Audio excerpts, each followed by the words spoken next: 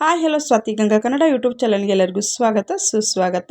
ಇನ್ನೇನು ನಮಗೆ ದೀಪಾವಳಿ ಬರ್ತಾ ಇದೆ. ದೀಪಾವಳಿ ಅಮಾವಾಸ್ಯೆ ದಿವಸ ಆಗಿರ್ಬೋದು, ಆ ನಂತರದಲ್ಲಿ ನಮಗೆ ಕಾರ್ತಿಕ ಮಾಸ ಅನ್ನುವಂಥದ್ದು ಪ್ರಾರಂಭವಾಗುತ್ತೆ. ಹಾಗಾಗಿ ನಮ್ಮ ಇಷ್ಟಾರ್ಥ ಸಿದ್ಧಿಗೋಸ್ಕರ ಯಾವ್ಯಾವ ಒಂದು ದೀಪಗಳನ್ನು ನಾವು ಆರಾಧನೆಯನ್ನು ಮಾಡಬೇಕು, ಯಾವ್ಯಾವ ದೇವರುಗಳನ್ನು ವಿಶೇಷವಾಗಿ ಆರಾಧನೆಯನ್ನು ಮಾಡಬೇಕು, ಮತ್ತು ಕಾರ್ತಿಕ ಮಾಸದಲ್ಲಿ ಯಾವ್ಯಾವ ದೇವರನ್ನು ನಾವು ಯಾವ್ಯಾವ ದೀಪದಿಂದ ನಾವು ಆರಾಧನೆಯನ್ನು ಮಾಡಿದಾಗ ನಮ್ಮ ಇಷ್ಟಾರ್ಥ ಅನ್ನುವಂಥದ್ದು ಸಿದ್ಧಿಯಾಗುತ್ತೆ. ನಾವು ಏನು ಅಂದ್ಕೊಂಡಿರ್ತೀವಿ ಅದು ಕಾರ್ಯಸಿದ್ಧಿ ಅನ್ನುವಂಥದ್ದು ಬೇಗನೆ ಆಗುತ್ತೆ. ಬನ್ನಿ, ಇವಾಗ ನಾನು ಮೊದಲಿಗೆ ಈ ಒಂದು ಕಾರ್ತಿಕ ಮಾಸದಲ್ಲಿ ಶಿವನಿಗೆ ಪ್ರಿಯವಾದ ಮಾಸ ಅಂತಲೇ ಹೇಳ್ಬೋದು. ಶಿವ ಆಗಿರಬಹುದು, ಶಿವನ ವಂಶ ಆಗಿರುವಂಥ ವೀರಭದ್ರ ಸ್ವಾಮಿ ಆಗಿರಬಹುದು, ಮತ್ತು ಈ ಕಾಲಭೈರೇಶ್ವರ ಸ್ವಾಮಿ ಆಗಿರಬಹುದು, ಯಾವುದೇ ಒಂದು ದೇವರುಗಳಿಗೆ ನೀವು ಈಶ್ವರನ ದೇವಸ್ಥಾನಕ್ಕೆ ಹೋಗಿ ಈ ಒಂದು ದೀಪಾರಾಧನೆಯನ್ನು ಮಾಡೋದ್ರಿಂದ ತುಂಬ ಅಂದರೆ ತುಂಬ ನಿಮಗೆ ಅನುಕೂಲ ಅನ್ನುವಂಥದ್ದು ಆಗುತ್ತೆ. 3 ದೀಪಗಳನ್ನು ನೀವು ಆ ಒಂದು ಶಿವನ ದೇವಸ್ಥಾನಕ್ಕೆ ಕಾರ್ತಿಕ ಮಾಸದಲ್ಲಿ ನೀವು ಕಾರ್ತಿಕ ಮಾಸ ಮುಗಿಯೋದ್ರಷ್ಟಲ್ಲಿ ಒಂದು ದಿನನಾದ್ರೂ ಹೋಗಿ ನೀವು ಆ ಒಂದು ದೀಪಾರಾಧನೆಯನ್ನು ಮಾಡಿದರೆ ಆದರೆ ನಿಮ್ಮ ಕೋರಿಕೆ ಅನ್ನೋಂಥದ್ದು ಅತಿ ಶೀಘ್ರವಾಗಿ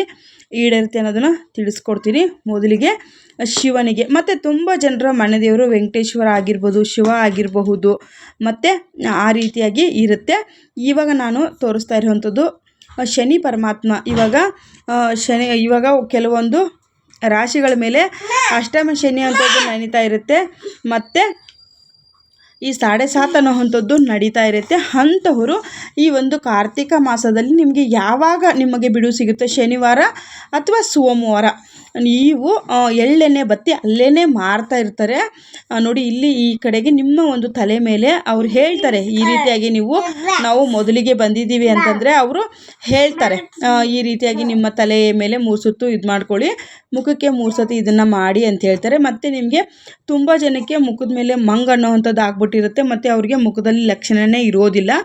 ಅಂಥವರು ಈ ಎಳ್ಳೆಣ್ಣೆಯನ್ನು, ಶನಿ ಪರಮಾತ್ಮನಿಗೆ ಎಳ್ಳೆಣ್ಣೆಯನ್ನು ಅಭಿಷೇಕವನ್ನು, ತೈಲಾಭಿಷೇಕವನ್ನು ಮಾಡಿ ಆ ಎಣ್ಣೆಯಲ್ಲಿ ಅವ್ರ ಮುಖ ನೋಡೋದ್ರಿಂದ ಕೂಡ ಅವ್ರಿಗೆ ಏನೋ ಶಾಪಗಳಾಗಿರಬಹುದು, ದೋಷಗಳಾಗಿರಬಹುದು, ಅವು ಎಲ್ಲ ನಿವಾರಣೆ ಆಗುತ್ತೆ. ಮತ್ತು ಈ ರೀತಿಯಾಗಿ ನೀವು ಶನಿ ಪರಮಾತ್ಮನಿಗೆ ಮಾಡೋವಂಥದ್ದು ಇದು ಸೋಮವಾರ ಆಯಿತು, ಇಲ್ಲಾಂದರೆ ಶನಿವಾರ ಆಯಿತು.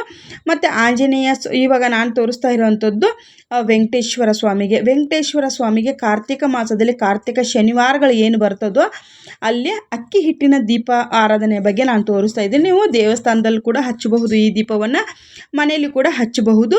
ನೀವು ಎರಡು ದೀಪನಾದರೂ ಇಡಬಹುದು, ಇಲ್ಲ ಒಂದೇ ದೀಪವನ್ನು ದೊಡ್ಡದಾಗಿ ಮಾಡಿಕೊಂಡು ಅದಕ್ಕೆ 7 ಬತ್ತಿಯನ್ನು ಹಾಕಿನೂ ಮಾಡಬಹುದು. ಕೆಲವೊಬ್ಬರು 7 ದೀಪಗಳನ್ನು ಸಿದ್ಧತೆಯನ್ನು ಮಾಡಿಕೊಂಡು 7 ಬತ್ತಿನೂ ಕೂಡ ಹಾಕ್ಬಿಟ್ಟು ತುಪ್ಪದಲ್ಲಿ ದೀಪಾರಾಧನೆಯನ್ನು ಮಾಡೋವಂಥದ್ದು. ವೆಂಕಟೇಶ್ವರ ಸ್ವಾಮಿಗೆ ಅಕ್ಕಿ ಹಿಟ್ಟಿನ ದೀಪಾರಾಧನೆ ತುಂಬ ಅಂದರೆ ತುಂಬ ವಿಶೇಷವಾಗಿರುವಂಥದ್ದು. ಹಾಗಾಗಿ ನೋಡಿ, ಮತ್ತೆ ನಿಮಗೆ ಈ ಒಂದು ಆಂಜನೇಯ ಸ್ವಾಮಿಗೆ ನಾವು ಯಾವ ದೀಪಾರಾಧನೆಯನ್ನು ಮಾಡಬೇಕನ್ನೋದನ್ನು ಸಹ ನಾನಿಲ್ಲಿ ತಿಳಿಸ್ಕೊಡ್ತೀನಿ. ಆಂಜನೇಯ ಸ್ವಾಮಿಗೆ ಶನಿವಾರ ಆಯಿತು, ಇಲ್ಲ ಸೋಮವಾರ ಆಯಿತು, ಇಲ್ಲ ಅಮಾವಾಸ್ಯೆ, ಪೌರ್ಣಮಿ, ಏನು ಇವಾಗ ಕಾರ್ತಿಕ ಮಾಸ ಬರುತ್ತಲ್ವ, ಅಂಥ ಒಂದು ಸಂದರ್ಭಗಳಲ್ಲಿ ನೀವು ಬೆಲ್ಲ ಅಂದರೆ ಒಂದು ಅಡಿಕೆ ತಟ್ಟೆಯನ್ನು ತೆಗೆದುಬೇಕು, 3 ಹತ್ತಿ ಅಕ್ಕಿಯನ್ನು ಹಾಕ್ಕೊಳ್ಬೇಕು.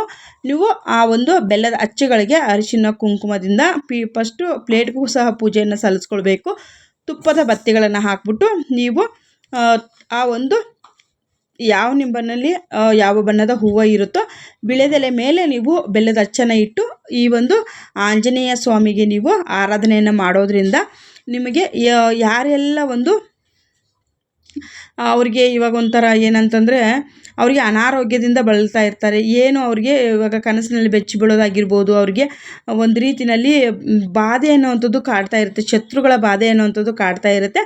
ಅಂಥವರು ಈ ಒಂದು ಇವಾಗ ಆಂಜನೇಯ ಸ್ವಾಮಿಗೆ ನೀವು ಮಾಡೋದ್ರಿಂದ ಕೂಡ ನಿಮಗೆ ಅದರಿಂದೆಲ್ಲ ದೂರವಾಗ್ಬಿಟ್ಟು ಆಂಜನೇಯ ಸ್ವಾಮಿಯ ಆಶೀರ್ವಾದ ಅನ್ನುವಂಥದ್ದು ಸಿಗುತ್ತೆ. ನಿಮಗೆ ಅತಿ ಶೀಘ್ರವಾಗಿ ಫಲ ಅನ್ನುವಂಥದ್ದು ಸಹ ನಿಮಗೆ ಸಿಗುತ್ತೆ. ಶನಿವಾರ ಒಂದು ಬೆಲ್ಲದ ದೀಪಾರಾಧನೆಯನ್ನು ಮಾಡೋದು ತುಂಬ ಅಂದರೆ ತುಂಬ ವಿಶೇಷ, ಅದು ವಿಳೆದೆಲೆ ಮೇಲೆ ಮಾಡುವಂಥದ್ದು ನೋಡಿ. ಮತ್ತು ರಾಯರಿಗೆ ನೀವು ಕಾರ್ತಿಕ ಮಾಸದಲ್ಲಿ ಗುರುವಾರ ಆಗಿರಬಹುದು, ಸೋಮವಾರನೂ ಸಹ ಆಗಿರಬಹುದು. ಕಾರ್ತಿಕ ಮಾಸದಲ್ಲಿ ನೀವು 4 ಗುರುವಾರಗಳು ಬರ್ಬೋದು, 5 ಗುರುವಾರಗಳು ಬರಬಹುದು. ಆ ಒಂದು ಗುರುವಾರಗಳಲ್ಲಿ ನೀವು ರಾಯರಿಗೆ ಇಷ್ಟು ದಿವಸ ನಿಮ್ಮ ಮನೆಯಲ್ಲಿ ವಿಗ್ರಹ ಇದ್ದರೂ ಸರಿ, ಇಲ್ಲ ಫೋಟೋ ಇದ್ದರೂ ಸರಿ, ಇಲ್ಲ ರಾಯರ ಫೋಟೋ ಇಲ್ಲ ಅಂದರೆ ತುಳಸಿಯ ಬೃಂದಾವನದ ಮುಂದೆ ಆದರೂ 2 ಚಿಕ್ಕ ಚಿಕ್ಕ ಇಲ್ಲೆಣ್ಣೆ ನಾನು ತೋರಿಸ್ತಾ ಇದ್ದೀನಿ, ಈ ರೀತಿಯಾಗಿ ಚಿಕ್ಕ ಚಿಕ್ಕದು ಪುಟ್ಟದಾಗಿರುವಂಥ 2 2 ಮಣ್ಣಿನ ದೀಪಗಳನ್ನು ತೆಗೆದುಕೊಂಡು ಬನ್ನಿ. ಅವನ್ನ ಚೆನ್ನಾಗಿ ತೊಳೆದ್ಬಿಟ್ಟು ಅದಕ್ಕೆ ಅರಿಶಿನ ಕುಂಕುಮವನ್ನು ಹಾಕಿ ತುಪ್ಪದ ಬತ್ತಿಯನ್ನು ಹಾಕ್ಕೊಳ್ಬೇಕು. ತುಪ್ಪದ ಬತ್ತಿಯನ್ನು ಹಾಕ್ಬಿಟ್ಟು ಸಂಧ್ಯಾ ಕಾಲದಲ್ಲಿ, ಆದಷ್ಟು ನಾವು ಕಾರ್ತಿಕ ಮಾಸದಲ್ಲಿ ಸಂಧ್ಯಾ ಕಾಲದಲ್ಲಿ ನಾವು ಪೂಜೆಯನ್ನು ಮಾಡೋದು ತುಂಬ ಅಂದರೆ ತುಂಬ ಒಳ್ಳೆಯದು. ತುಳಸಿ ಗಿಡಕ್ಕೆ ನೀರನ್ನು ಹಾಕಿ ಅರಿಶಿನ ಕುಂಕುಮ, ನಿಮ್ಮ ಮನೇಲಿ ಯಾವ ಬಣ್ಣದ ಹೂವು ಇರ್ತದೋ ಹೂವನ್ನು ಇಟ್ಟು ಕಡ್ಡಿ ಕರ್ಪೂರವನ್ನು ಇಟ್ಟು ನೀವು ಪ್ರತಿನಿತ್ಯ ಆದರೂ ಸರಿ, ಇಲ್ಲ ಗುರುವಾರ ಆದ್ರೂ ಸರಿ, ರಾಯಿಯನ್ನು ನೆನೆಯುತ್ತಾ ಅಲ್ಲಿ ನೀವು ದೀಪವನ್ನು, ತುಪ್ಪದ ದೀಪವನ್ನು ಚಿಕ್ಕದಾಗಿ ಮಣ್ಣಿನ ಹಣತೆಯಲ್ಲಿ ಹಚ್ಚೋದ್ರಿಂದ ನಿಮ್ಮ ಮನೆಗೆ ಏನಾನ ನಕಾರಾತ್ಮಕ ಶಕ್ತಿಗಳು ಪ್ರವೇಶವಾಗಿದ್ದರೆ ಆ ತುಳಸಿ ತಾಯಿ ಅದನ್ನು ನಿವಾರಣೆಯನ್ನು ಮಾಡಿ ದೂರದಿಂದನೇ ಆ ತಾಯಿ ಅದನ್ನೆಲ್ಲ ವಿನಾಶವನ್ನು ಮಾಡೋವಂಥದ್ದು. ಈ ಕಾರ್ತಿಕ ಮಾಸದಲ್ಲಿ ನಾನು ದುರ್ಗಾ ದೇವತೆಗಳು ಸಿಕ್ಕಿದ್ರೆ, ದುರ್ಗಾ ಪರಮೇಶ್ವರಿ ಆಗಿರ್ಬೋದು, ಅಂಗಳ ಪರಮೇಶ್ವರಿ ಆಗಿರ್ಬೋದು, ಅಮ್ಮನವರ ದೇವಸ್ಥಾನಗಳಲ್ಲಿ ಶುಕ್ರವಾರ ಆಯಿತು, ಮಂಗಳವಾರ ಆಯಿತು, ಪೌರ್ಣಮಿ ಆಯಿತು, ಅಂಥ ಒಂದು ಸಂದರ್ಭಗಳಲ್ಲಿ ಲಿಂಬೆಹಣ್ಣಿನ ದೀಪವನ್ನು ರಾಹು ಕಾಲದಲ್ಲಿ ಹಚ್ಚಿ ಬನ್ನಿ. ಕಾರ್ತಿಕ ಮಾಸದಲ್ಲಿ ವಿಶೇಷವಾಗಿರುವಂಥ ನಿಮಗೆ ಆರ್ಥಿಕ ಸಮಸ್ಯೆ ಅನ್ನೋವಂಥದ್ದು ದೂರವಾಗಿರುತ್ತೆ. ಲಾಸ್ಟಿಗೆ ಬಂದಿರುವಂಥದ್ದು ನಾನಿಲ್ಲಿ ಕೊಬ್ಬರಿಯ ದೀಪವನ್ನು ಹೇಳ್ತಾ ಇದ್ದೀನಿ. ಈ ಒಂದು ದೀಪವನ್ನು ಯಾವ್ಯಾವ ದೇವರಿಗೆ ಹಚ್ಚಬೇಕು ಅನ್ನೋದನ್ನು ತಿಳಿಸ್ಕೊಡ್ತೀನಿ. ವರಾಹಿ ಅಮ್ಮನಿಗೆ, ಕಾಲಭೈರೇಶ್ವರ ದೇವಸ್ಥಾನಕ್ಕೆ, ಮತ್ತು ಶಿವನ ದೇವಸ್ಥಾನಕ್ಕೆ, ಮತ್ತು ಈ ಅಮ್ಮನವರ ದೇವಸ್ಥಾನಗಳಿಗೆ ನೀವು ಕೊಬ್ಬರಿ ದೀಪವನ್ನು ಹಚ್ಚೋದ್ರಿಂದ ನಿಮ್ಮ ಇಷ್ಟಾರ್ಥ ಅನ್ನುವಂಥದ್ದು ಸಿದ್ಧಿಯಾಗುತ್ತೆ. ಮತ್ತು ನಿಮಗೆ ಹಣದ ಸಮಸ್ಯೆ ಇದ್ದರೂ ಕೂಡ ಪರಿಹಾರವಾಗುತ್ತೆ. ಮತ್ತು ಈ ಒಂದು ಕಾರ್ತಿಕ ಮಾಸದಲ್ಲಿ ನೀವು ಈ ಕೃಷ್ಣನಿಗೆ ಅಲಂಕಾರವನ್ನು ಮಾಡಿ ಬೆಣ್ಣೆಯನ್ನು ಪ್ರಸಾದವಾಗಿ ಕೃಷ್ಣನಿಗೆ ಇಟ್ಟಿದ್ದೇ ಆದರೆ ಸಂತಾನ ಫಲ ಅನ್ನುವಂಥದ್ದು ಸಿಗುತ್ತೆ. ಇಷ್ಟಾರ್ಥ ಸಿದ್ಧಿಗೋಸ್ಕರ